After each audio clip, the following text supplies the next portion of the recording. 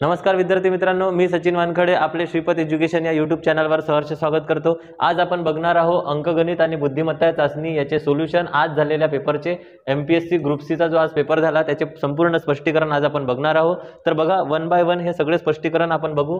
बघा, मी असं तर म्हणणार नाही की खूप सोपा पेपर होता किंवा खूप कठीण पेपर होता किंवा मॉडरेट पेपर होता, कारण की जो विद्यार्थी तिथं बसून पेपर सोडवतो त्याचा माइंडसेट काय आहे ते त्यालाच माहित आहे की किती स्ट्रॉंग माइंडनी तो तिथं बसलेला आहे।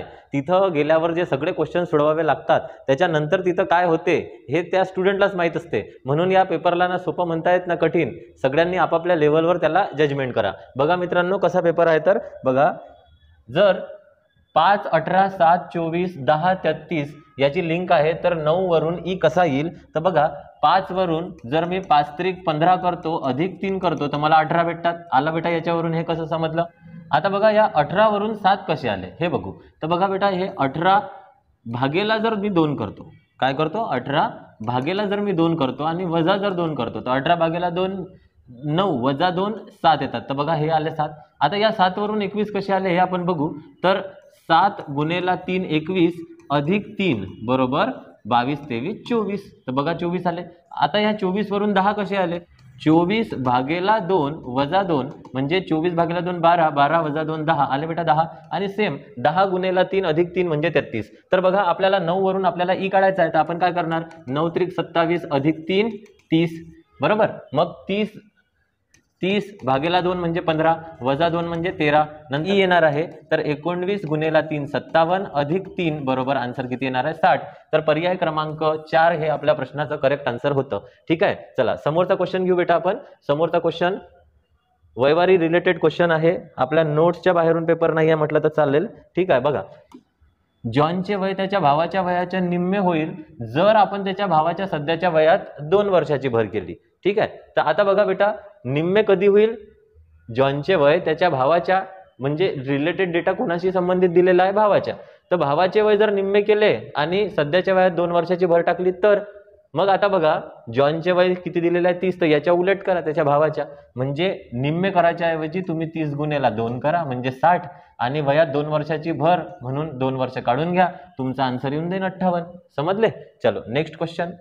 एका 30 मुलांच्या रांगेमध्ये, बघा रिझनिंगचा खूपच सोपा क्वेश्चन होता, रांगेतील गणित या टॉपिक मधून क्वेश्चन कव्हर केला आहे। आपल्या नोट्स मध्ये टाइप क्रमांक 76 टाइप क्रमांक 3 वगैरे आहे की 2 व्यक्तीच्या मधील व्यक्तींची संख्या कशी काढावी लागते। ठीक आहे, बघा यामध्ये आपण काय करतो की एकूण व्यक्ती जे 30 आहे त्यांना डावीकडून आणि उजवीकडून यांच्यासोबत कंपेअर करतो। जसे की पी हा उजव्या टोकाकडून 4था आहे आणि जो W आहे तो डाव्या टोकाकडून 10 आहे, म्हणजे यांची बेरीज झाली 14।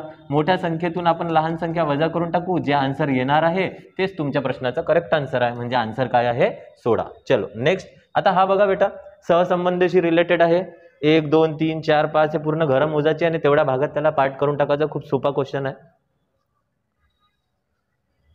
ठीक आहे, आता बघा,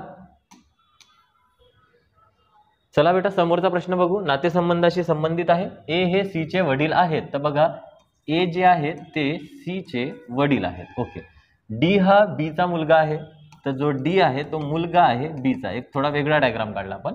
ई हा ए चा भाऊ आहे, या ए चा जो भाऊ आहे तो कोण आहे, ई आहे। ई जो आहे तो ए चा भाऊ आहे। जर सी ची, आता बघा हा जो आहे आपला सुटलेला हा याच्यात टाकून देऊ, बी चा मुलगा आहे डी है ना। जर सी ही डी ची बहीण असेल तर सी ही बहीण असेल सपोज डी ची। इथून दिसते बेटा की डी हे पुरुष आहे आणि डी चे वडील किंवा आई आहे बी। आता डी आणि सी जर बहीण भाऊ आहेत तर ऑब्वियस आहे की ए जर पुरुष त्यांचे वडील आहेत तर यांची पत्नी म्हणजे बी आहे। चला त्याच्यानंतर काय म्हणते की बी चे ई शी काय नाते। बघा, बी चे जे ई शी नाते आहे, ज्याचे नाते विचारले त्याला एक्स, ज्याच्या सोबत विचारले त्याला वाय घ्यायचं। ई चे भाऊ आणि भावाची जे पत्नी आहे तर हे आन्सर वहिनी होते, म्हणजेच डॉटर इन लॉ।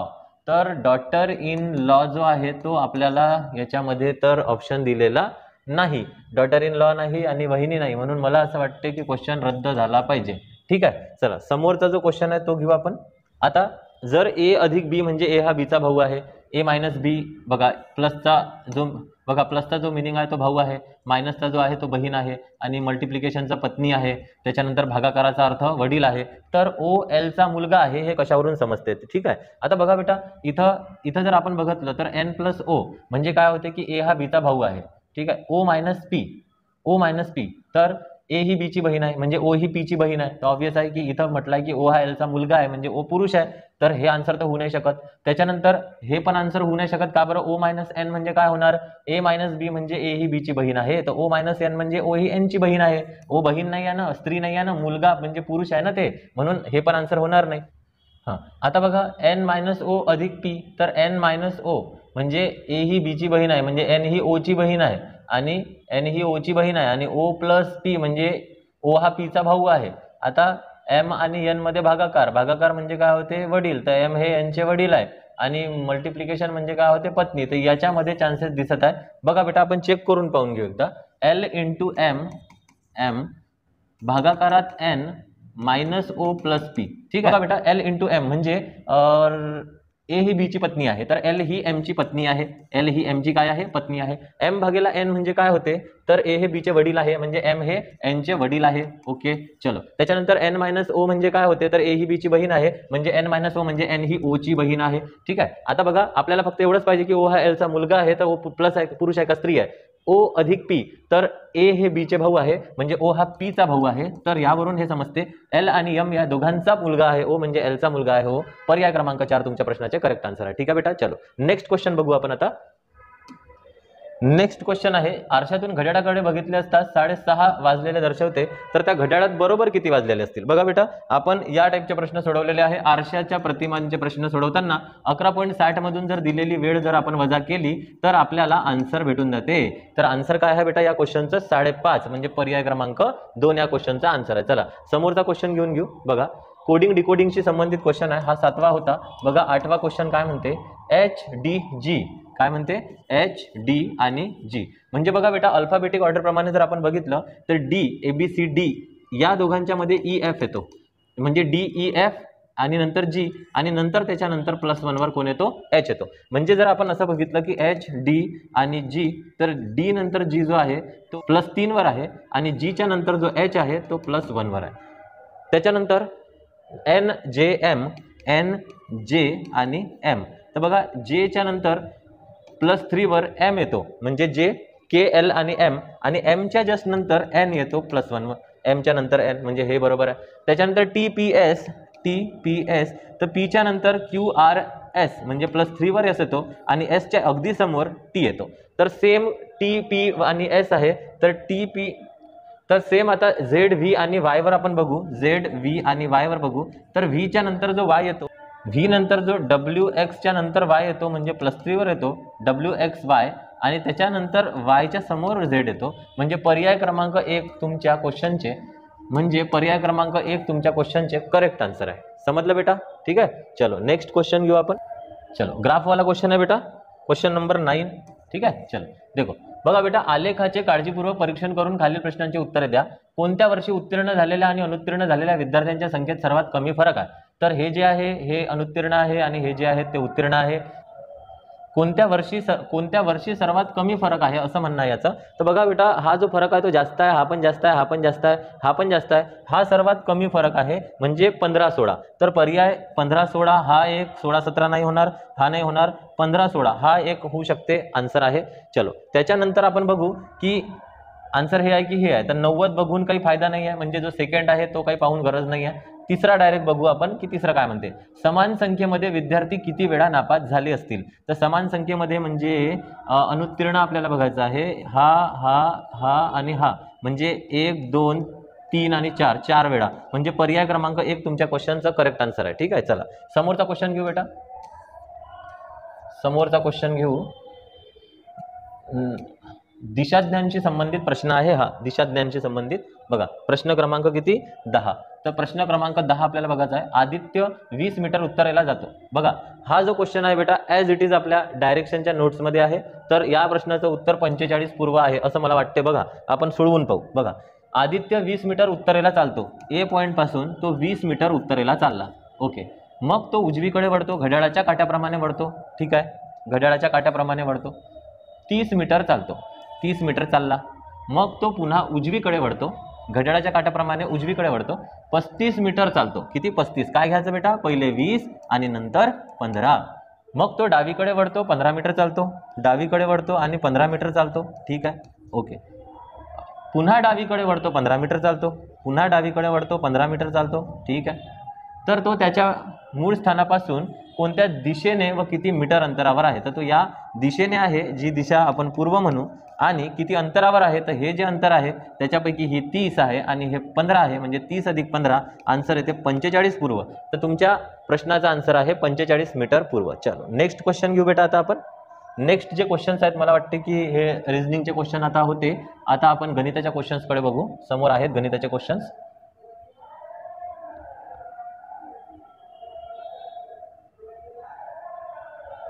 हा बघा बेटा, हा क्वेश्चन आहे. ठीक आहे.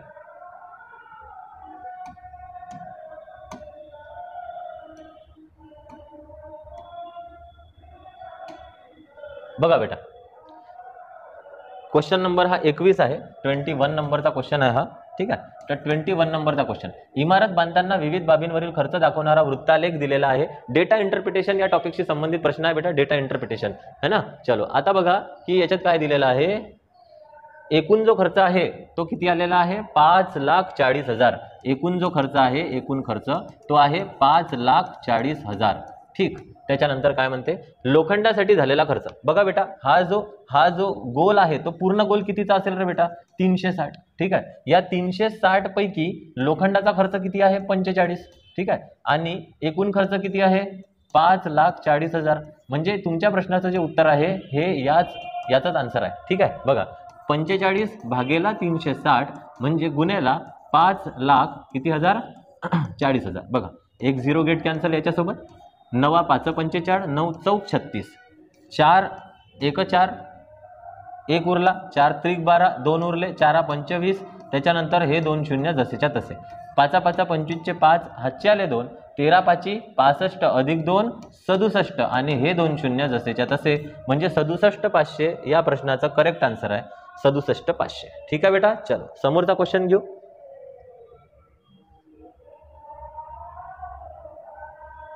बघा, हा जो प्रश्न आहे 22 नंबरचा आहे, 22 नंबरचा. आपला टक्केवारी या टॉपिकशी संबंधित क्वेश्चन आहे. एका गावात मराठी जाणणारे 82% आहे, हिंदी जाणणारे 76 आहे, दोन्ही भाषा जाणणारे एवढे आहेत आणि न जाणणारे एवढे आहेत. म्हणजे हा डेटा एक इम्पॉर्टंट डेटा आहे. तर मराठी जे आहे ते जाणणारे जे आहेत ते किती आहे? 82%. त्याच्यानंतर जे हिंदी जाणणारे आहेत ते किती आहे? 76%. आणि जे दोन्ही भाषा जाणणारे आहेत ते आपण थोडा बघू. आता न जाणणारे बघा, न जाणणारे 8% आहेत, ते न जाणणारे आहेत. तर 92% जे होतील ते कोणते होतील? जाणणारे होतील. आता बघा बेटा, एकूण जाणणारे जर आपण बघतो, जाणणारे, तर आपल्याला ते दिलेलं आहे. जाणणारे किती दिलेलं आहे? 2244. हे इथे 2244 दिला. आता बघा, आपल्याला एकूण जाणणारे काढायचे तर पर्सेंटेजमध्ये आपण काढून बघू. तर 82 अधिक 76 म्हणजे मराठी जाणणारे आणि हिंदी जाणणारे, याच्यातून जर आपण दोन्ही जाणणारे जर मायनस केले तर आपल्याला बघा एकूण जाणणारे भेटतात. 6 आणि 2 8, 8 अधिक 7 15, मायनस 92. 8तून 2 गेले 6, 15तून 9 गेले 6, म्हणजे 66% जाणणारे आहेत आणि तेच किती आहे? 2244. तर बघा बेटा, इथून आपला आन्सर निघालं की 66% म्हणजे होते 2244. तर मग 100% म्हणजे किती? बघा, x गुणेला 66 बरोबर 100 गुणेला 2244. मग x बरोबर 100 गुणेला 2244 भागेला किती येणार बेटा? 66. 22 1 22, त्याच्यानंतर 22 0 0 आणि 22 दुने 44, 22 त्रिक 66. 3 समजून घ्या, 3 त्रिक 9, 1 उरला, 3 चौक 12 म्हणजे हे 34 गुणेला 100 म्हणजे आन्सर किती येणार? 3400. तर पर्याय क्रमांक तुमचं 3 या प्रश्नाचा करेक्ट आन्सर आहे. ठीक आहे. चला समोरचा क्वेश्चन घेऊ बेटा. समोरचा क्वेश्चन घेऊ. डेटा इंटरप्रिटेशनशी संबंधित आहे. बघा, जोडस्तंभामध्ये राहुल है ना, कोणता नंबरचा प्रश्न आहे? 24. चला समोरचा प्रश्न बघू. जोडस्तंभ लेखात राहुल, निकिता व विकासने चाचणी मालिकेत मिळवलेले गुण दर्शवते. कोण कोण आहे बेटा? एक राहुल आहे, एक निकिता आहे आणि एक कोण आहे? विकास आहे. चलो आता बघा काय म्हणते की खालीलपैकी कोणते विधान बरोबर आहे? तर इथून बघू, चाचणी मालिकेत निकिताने राहुल व विकासपेक्षा जास्त गुण मिळवले, चाचणी मालिकेत विकासने राहुल निकितापेक्षा कमी गुण मिळवले. बरं, आता आपल्याला सगळ्यात पहिले तर यांचे सर्वांचे गुण काढणे आहे. आता बघा बेटा, विकास, तर विकासचे किती मिळाले? पहिल्या याच्यामध्ये 60 आहे, दुसऱ्या याच्यामध्ये त्याला एक काम करू, एकत्र लिहू, हा 60 आहे, त्याच्यानंतर निकिताचे 40 आहेत आणि राहुल जो आहे त्याचे 70 आहे. त्याच्यानंतर आपल्याला माहित पडलं आता 60 40 70, तर आपण तेच करू, 50 60 70, 50 60 आणि 70. त्याच्यानंतर 60 80 50, 60 80 50. त्याच्यानंतर 80 60 40, 80 60 आणि 40. चलो, यांची आता आपण ॲडिशन करून टाकू. 0 0 0, त्याच्यानंतर 6 आणि 6 12 अधिक 8 20 आणि 5 25, हे 250 झाले. 0, त्याच्यानंतर 6 आणि 4 10, 10 अधिक 8 18, 18 अधिक 6 24, हे 240 झाले. उसके बाद 0 0 0, 7 अधिक 7 14, 14 अधिक 5 19, 19 अधिक 4 म्हणजे 23. तर हे झाले राहुलचे गुण, हे झाले निकिताचे आणि हे झाले विकासचे. आता याच्यातून चेक करू, चाचणी मालिकेत निकिताने राहुल व विकासपेक्षा जास्त घेतले म्हणते. निकिताने जे आहे ते राहुल पेक्षा तर जास्त घेतले पण विकासपेक्षा नाही घेतले, त्यामुळे हा ऑप्शन चुकला. चाचणी मालिकेत विकासने राहुल व निकितापेक्षा कमी गुण घेतले, राहुल आणि निकितापेक्षा कमी गुण घेतले विकासने, तर हे पण चुकीचं आहे, विकासने जास्त गुण घेतले आहे. चाचणी मालिकेत निकिता व राहुलने विकासपेक्षा जास्त घेतले, तर विकासपेक्षा निखिल राहुलने कमी पाहिजे होतं, जास्त नाही, जास्त लिहिल्यामुळे हे चुकलं. त्याच्यानंतर चाचणी मालिकेत निकिता व राहुल या दोघांनी विकासपेक्षा कमी गुण घेतले, तर हे एकदम तुमच्या क्वेश्चनचं करेक्ट आन्सर आहे. पर्याय क्रमांक 4 या प्रश्नाचा करेक्ट आन्सर आहे. ठीक आहे बेटा, चला समोरचा क्वेश्चन घेऊ. मग बघा एकदम कन्सेप्च्युअल क्वेश्चन आहे. 4b minus 4b minus 1 is equal to 24. आता बघा की 4b minus 4b divided by 4(1) is equal to 24. तुम्हाला अल्जेब्रिक एक्सप्रेशन माहित असेल बेटा,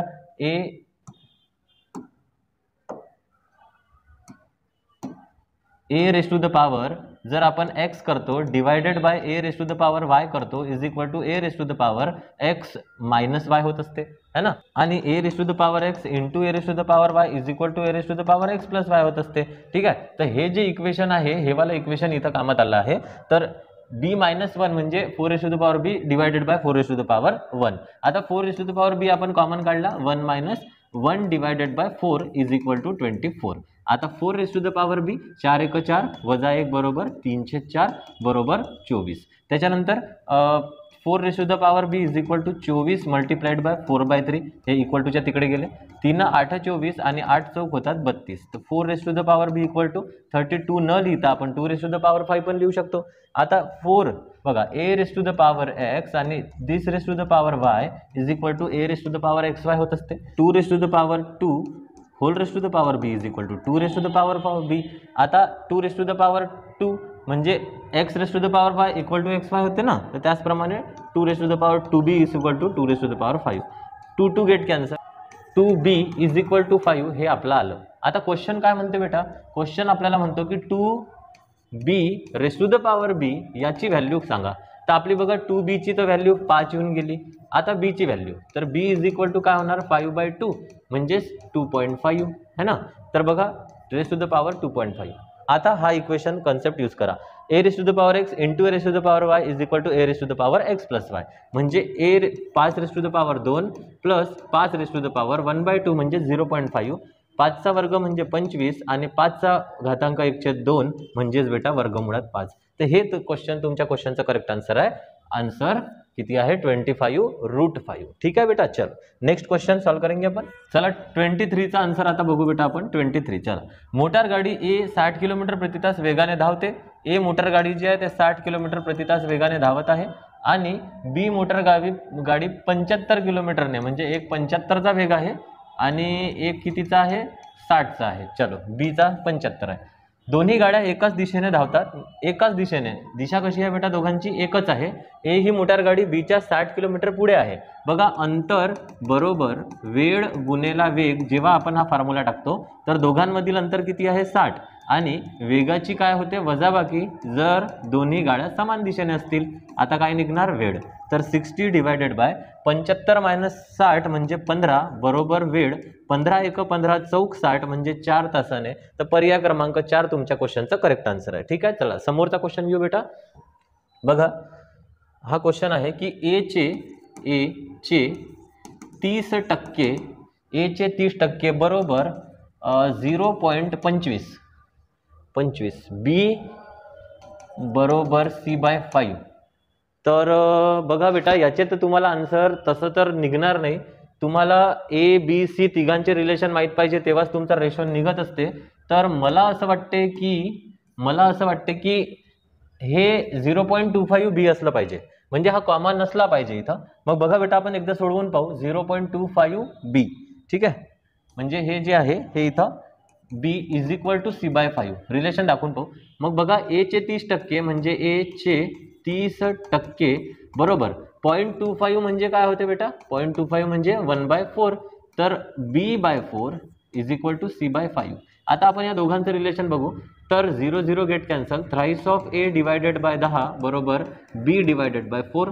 आपल्याला A/B पाहिजे आहे म्हणून B ला इकडे आणलं, 10 ला इकडे घेऊन जाऊ आणि हा जो 3 आहे त्याला इकडे घेऊन जाऊ. म्हणजे बे 5 10 बे दुने 4 म्हणजे 5 डिवायडेड बाय 3 दुने 6. ओके, आणि त्याच्यानंतर आपल्याला पाहिजे आता 5/6 तर आलं, ए बीचं तर आलं. आता बी सीचं बघू.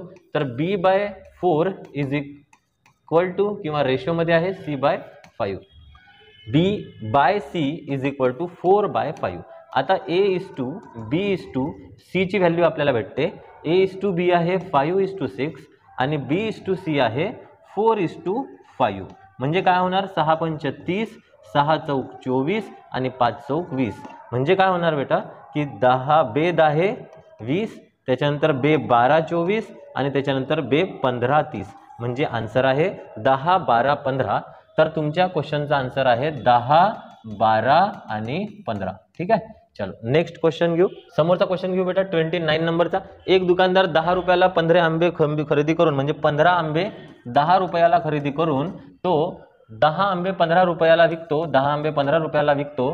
तर याच्यात शेकडा नफा किती. बघा तुम्हाला याचं शॉर्टकट मेथड मी सांगितलेली होती. 15 गुणेला 15 वजा 10 गुणेला 10 डिवायडेड बाय 10 गुणेला 10. ठीक आहे, म्हणजे 225 मायनस 100 डिवायडेड बाय 100 आणि इथे असते गुणेला 100. तर काय होणार बेटा 125. हे 2 0 गेट कॅन्सल. तुमच्या क्वेश्चनचा करेक्ट आन्सर आहे 125. तुम्हाला याला ट्रेडिशनलनं सोडवायचं असेल तर असं तुम्ही करू शकता की 15 जे आंबे आहेत ते 10 रुपयाचे. तर 10 आंब्यांची जे खरेदी किंमत आहे ते किती. x × 15 is equal to 10 × 10 divided by 15. 5 त्रिक 15 5 दुने 10 म्हणजे 20/3. हे झाली तुमची 10 आंब्यांची खरेदी किंमत. आता कधीही लक्षात ठेवा की खरेदी किंमत ही वजा होत असते विक्री किमतीतून, तेव्हा होत असते नफा. मग नफा किती आहे बेटा तुमचा, नफा काढायचा आहे. तर मग विक्री किंमत किती आहे. हे जे 10 आंबे आहे ते 15 रुपयाला विकले म्हणजे 15, आणि खरेदी किंमत किती आहे. हे जे तुम्ही काढली 10 आंब्याची विक्री किंमत आहे 15 रुपये आणि 10 आंब्यांची खरेदी किंमत आहे 20/3 रुपये. म्हणजे 15 त्रिक 45 मायनस 20 डिवायडेड बाय 3. म्हणजे आलं हे 45 मायनस 20 म्हणजे 25/3. हे आली तुमची खरेदी किंमत. आता नफा किंवा तोटा हा नेहमी कशावर होतो, खरेदी किंमतीवर. तर बघा टक्के नफा काढायचा आहे. खरेदी नफा किंवा तोटा हा नेहमी खरेदी किमतीवर होतो. 25/3 डिवायडेड बाय खरेदी किंमत किती आहे 20/3 गुणेला किती होते 100. 3 3 गेट कॅन्सल. 20 5 100 25 5 125. ठीक आहे, पण तरी तुम्हाला या मेथडनं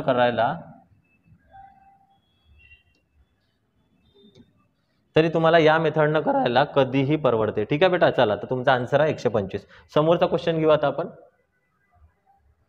हा बघा समोरचा क्वेश्चन आहे बेटा. x हा मोठा आहे 0 पेक्षा आणि x अधिक 1/x ची जी व्हॅल्यू आहे ते जर 5.5 असेल, ची जी व्हॅल्यू आहे ते जर 5.5 असेल है ना, तर root of x plus 1/√x is equal to किती होते. ठीक आहे, बघा आता आपल्याला या प्रश्नाचं उत्तर सोडवायचं आहे. तर काही घाबरायची गरज, आन्सर काढायचा तर फक्त याचा वर्ग करून टाका. बघा बेटा route of x plus 1/√x याचा आपण वर्ग करू, पण आपल्याला तर याची व्हॅल्यू पाहिजे. तर आपण जे आन्सर येईल त्याचा वर्गमूळ करून टाकू. ठीक आहे, मग काय होईल a² plus twice of ab into b². मग a² म्हणजे x plus twice of A B म्हणजे 2 प्लस बी स्क्वेअर म्हणजे 1/x. मग काय होणार बेटा, x प्लस 1/x याची तर व्हॅल्यू आपल्याला दिलेली आहे 5.5 प्लस काय होणार हे 2 म्हणजे आन्सर काय आहे 7.5. आता हे तर आपण वर्ग केला, आपल्याला याचा आन्सर पाहिजे म्हणजे याचा करून टाका वर्गमूळ, म्हणजे आन्सर काय येईल वर्गमुळात 7.5 म्हणजे पर्याय क्रमांक 2 तुमच्या प्रश्नाचा करेक्ट आन्सर आहे. ठीक आहे, चलो नेक्स्ट क्वेश्चन.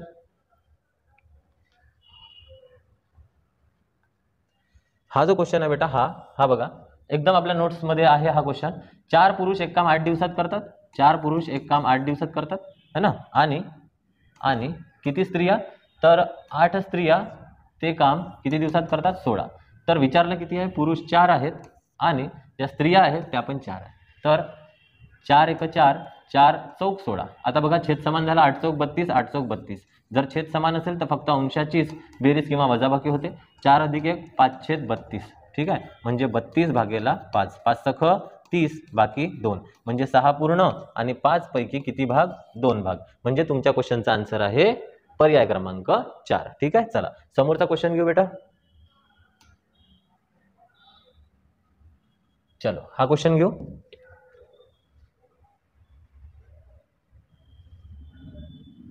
देखो बघा बेटा क्वेश्चन, एक सर्कल आहे त्याच्या आतमध्ये एक स्क्वेअर आहे आणि तुम्हाला रेखांकित भागाचा विचारलेला आहे. आता बघा वर्तुळाचा परिघाचा फॉर्म्युला इथं त्याने दिलेला आहे. परिघ जो आहे वर्तुळाचा तो काय दिलेला आहे 2π√x. तसा असते काय बेटा 2πr म्हणजे 2π√x. तर हा जो 2π आहे हा 2π गेट कॅन्सल, तर r = काय झाला √x झाला. आता आपल्याला काय पाहिजे रेखांकित भागाचे क्षेत्रफळ, म्हणजे आपल्याला या सर्कल मधून हा स्क्वेअर जर मायनस करू तर आपल्याला काय भेटणार आहे आन्सर भेटणार आहे. तर आता आपण बघू की या वर्तुळाचे क्षेत्रफळ किती. तर वर्तुळाचे जे क्षेत्रफळ आहे ते काय असते πr² असते. चलो पाय इंटू r ची व्हॅल्यू आपल्या क्वेश्चन मध्ये √x आहे, याचा स्क्वेअर म्हणजे πx. तर याचा आन्सर किती झालं πx मायनस. आता बघा जो स्क्वेअर आहे चौकोन त्याचा म्हणजे चौरसाचे क्षेत्रफळ आपल्याला काढायचे आहे. कोणाचे चौरसाचे क्षेत्रफळ. तर चौरसाचे क्षेत्रफळ काय असते बेटा बाजूचा काय असते वर्ग असते. मग आता बघा हे जे लाईन आहे हे किती असणार, तर बघा हे r आहे आणि हे r आहे म्हणजे हे √x आहे आणि हे पण √x आहे म्हणजे हे झाली 2√x झाली बरोबर. मग आता हा जो स्क्वेअर आहे या स्क्वेअरचा हा जो भाग आहे तो 2√x आहे. आपण असं मानून घेऊ की याची जे बाजू आहे ते a आहे म्हणजे बाजूचा वर्ग म्हणजे a² होणार है ना. आता बघा पायथागोरसच्या प्रमेयानुसार a² अधिक a² बरोबर 2√x याचा होल स्क्वेअर. मग a² अधिक a² म्हणजे 2a² बरोबर 4 × x. तर a² बरोबर 4x भागेला 2 2 2 बे दुने 4 म्हणजे आन्सर किती आहे 2x. आणि बाजूचा वर्ग किती आहे a² म्हणजेच किती आहे 2x. म्हणजे आपलं जे हे आहे हे आलेलं आहे 2x. तर πx - 2x पर्याय क्रमांक 2 तुमच्या क्वेश्चनचा करेक्ट आन्सर आहे बेटा. विद्यार्थी मित्रांनो हे होते आपले आजचे स्पष्टीकरण. होप सो की तुम्हाला हे स्पष्टीकरण कळले असेल. नाही कळले असेल तर एखादा क्वेश्चन तर मला कमेंटमध्ये सांगा, मी त्याचे आन्सर तुम्हाला पाठवतो. तुमच्या उज्ज्वल भविष्यासाठी शुभेच्छा देतो. आणि आपले चॅनल जर तुम्ही सबस्क्राईब केले नसेल तर सबस्क्राईब करून टाका आणि विद्यार्थी मित्रांना शेअर पण करा. धन्यवाद.